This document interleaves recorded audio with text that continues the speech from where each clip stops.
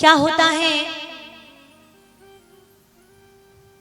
माँ को नींद आ जाती है और माँ की जगह वो सूक बालक हुकरा दे रहा है।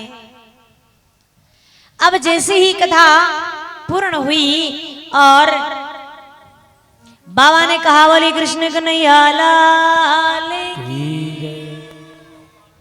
मैया जल्दी से बोले हाँ। बोले महाराज फिर से कहिए, फिर से बताइए। बाबा ने कहा फिर से कहिए, इसका मतलब आप सो रही थी? बोले हाँ महाराज नींद आ गई। बोला आप सो रही थी तो ये बताइए फिर ये होकरा कौन दे रहा था?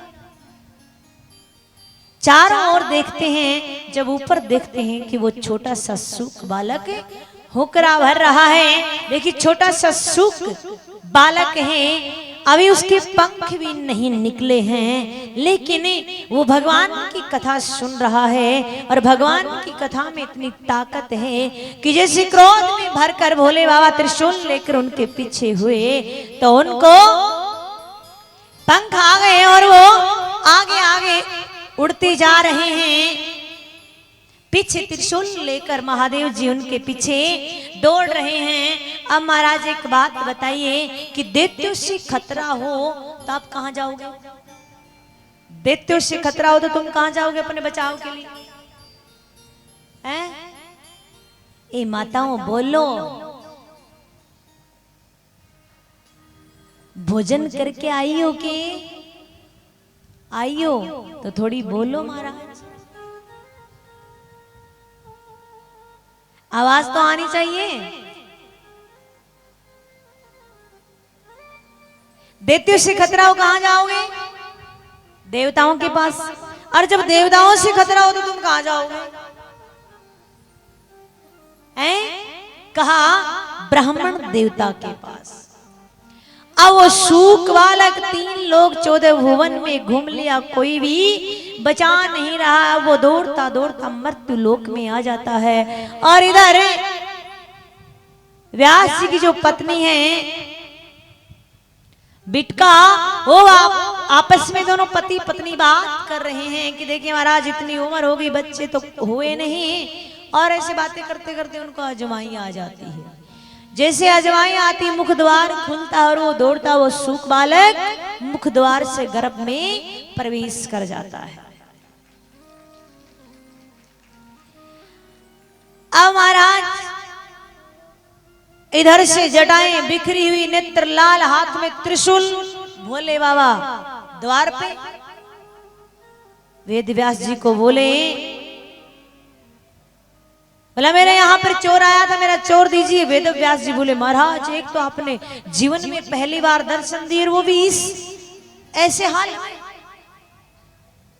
थोड़े से अच्छे से भी आ जाते। बोला कुछ नहीं बाद में सुनेंगे, पहले ये बताइए हमारा चोर आया था कहाँ गया? बोला आपका चोर? बोला हाँ हमारा चोर। बोला महाराज आपके यहाँ चोरी करने को है क्या? कहने का मतलब कि तुम तो पहले ही दे देते हो, बोलने से पहले ही, मांगने से पहले ही, चोरी करने की जरूरत ही नहीं। कहा मेरा चोर आया है। बोला क्या चोरी की है? बोला उसने मेरी अमर कथा चोरी से सुनी। बोला है ठीक ही नाम रखा भोले भंडारी। जब एक बात बताई अमर कथा उसने सुन ली तो वो तो हो गया अमर, तुम कैसे मारोगे? और मान लीजिए कि तुम सर्वशक्तिमान हो, देवों के देव महादेव हो, महाकाल हो, तुमने अगर मार भी दिया तो तुम्हारी अमर कथा झूठी। बाबा ने कहा चलो ठीक है मारूंगा नहीं, मैं उसको बंदी तो बना सकता हूं। बोला महाराज अब तो वो पता नहीं कब आएगा बाहर। बच्चा गर्भ में कितने समय के बाद आता है बाहर? 9 महीने बाद। बाबा ने कहा चलो 9 महीने बाद तो बाहर आएगा। वो क्या किया, 12 महीने की समाधि लगाकर वहीं बैठे। अब वो सूक बालक के अंदर सारी बातें सुन रहा, वो मन में सोच रहा कि बाबा ने समाधि ली तो इतनी कंजूसी। अरे 12 साल की समाधि तो मैं लेता हूं गर्भ के अंदर।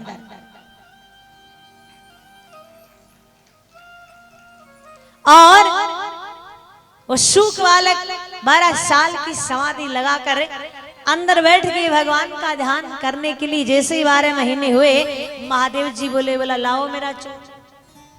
वेद व्यास जी बोले, महाराज बाहर आना तो बहुत दूर की बात है, अभी तो बिंदु मात्र ही नहीं बना होगा, और सुनिए वो तुम्हारे डर से बाहर नहीं आ रहा होगा, उसको माफ कर दो। बाबा ने कहा ठीक है, कर दिया माफ।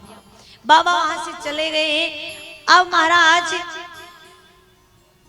वेद व्यास जी की पत्नी कहती है वेद व्यास जी से कि महाराज सुन रहा, बोले क्या, कि मेरे को मंत्रों की आवाज सुनाई दे रही है, मेरे अंदर ही मंत्रोच्चारण हो रहे हैं। वेद व्यास जी ने कहा जरूर कोई दिव्य संतान होगी, जरूर कोई भगवान का परम भगत होगा। अब महाराज भगवान का ध्यान करते करते चरम सीमा पे उनकी भक्ति चली जाती है, और अब उस ब्राह्मणी को भी तकलीफ होने लग जाती है। जैसी तकलीफ होती है तो सभी दौड़े दौड़े जाते हैं, भगवान से प्रार्थना करते हैं कि भगवान अब तो उसको माफ कर दीजिए, अब तो आप उनको कह दीजिए कि माफ कर दिया। अब सभी मनाते हैं कि आइए बाहर आ जाइए। तो वो सुख बालक अंदर से श्री सुखदेव मुनि महाराज जो सुख बालक के रूप में, वो कहते मैं नहीं आऊंगा। बोले तो कैसे आओगे? बोले पहले उस विष्णु को बुलाइए। सभी देवता सभी प्रार्थना करते हैं कि आइए महाराज, उस ब्राह्मणी को बड़ी तकलीफ हो रही है। अब भगवान विष्णु आते हैं और आकर कह रहे हैं कि आइए बाहर आइए, अंदर क्या कर रहे हो, बाहर की दुनिया देखिए कितनी सुंदर है। वो सूक बालक कहता है तभी तो नहीं आ रहा बाहर, कि बाहर की दुनिया कितनी सुंदर है, क्योंकि बाहर आते ही लोग तुम्हें भूल जाते हैं, दुनिया की चकाचौंध में लग जाते हैं। जब गर्भ में होता है जीव तो किस अवस्था में रहता है? वो उल्टा लटका रहता है, और वो गर्भ पे पड़ा पड़ा दोनों मुट्ठियां बंद कर कर यही कहता है कि हे भगवान, इस बार तो मेरे को बाहर निकाल दे। बाहर निकलते ही मैं तेरे भजन करूंगा, पूजन करूंगा, तेरे स्मरण करूंगा, तुझे कभी नहीं भूलूंगा। लेकिन बाहर निकलते उसकी बुद्धि भ्रष्ट हो जाती है, और फिर वो इस संसार की चकाचौंध में डूब जाता है। उसको कुछ याद नहीं रहता कि मैं क्या वचन देकर आया था, क्या बोल कर आया था। वो तो इसी मोह माया में जकड़ जाता है। तो कहा मैं बाहर नहीं आता। भगवान विष्णु ने कहा अरे आइए, ब्राह्मण को तकलीफ हो रही है। बोले एक ही बात पे आ सकता हूं। बोले कब? कि आप अपनी इस मोह माया को रोक लीजिए। कहा ये तो नहीं रुकेगी। बोला तो फिर मैं यही ठीक हूं, मैं बाहर नहीं आने वाला। भगवान ने कहा जितना समय होता है उसका 100वां हिस्सा इतनी देर के लिए मैं अपनी माया रोकूंगा। श्री सुखदेव मुनि महाराज अंदर से बोलते हैं कि हाँ कोई बात नहीं है, मैं आने की तैयारी कर लेता हूं। जब मैं बोलूं तब रोकना, मेरे बोलने से पहले मत रोकना।